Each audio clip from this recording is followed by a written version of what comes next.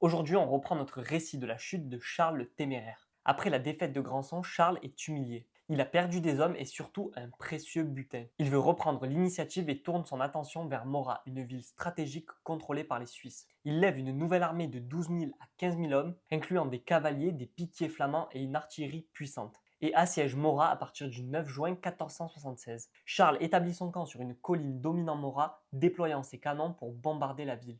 Mais les Suisses retranchés résistent. Le 21 juin, une armée suisse dirigée par les cantons de Berne et Fribourg contourne les positions bourguignonnes. René II, le duc de Lorraine, encouragé par Louis XI, rejoint les Suisses portant l'effectif total à environ 25 000 hommes.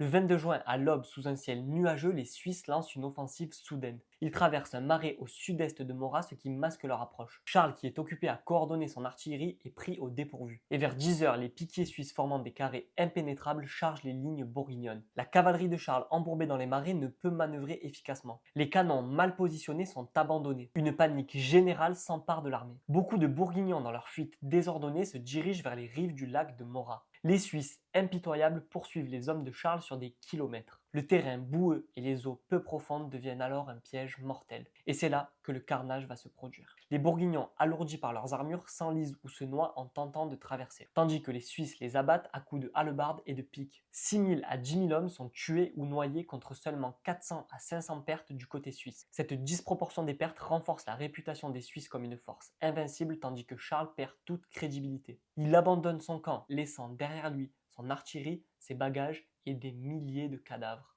La défaite de Charles a pour conséquence de galvaniser René II et les Suisses qui poursuivent leur offensive. Et elle permet également à Louis XI d'isoler le duc diplomatiquement.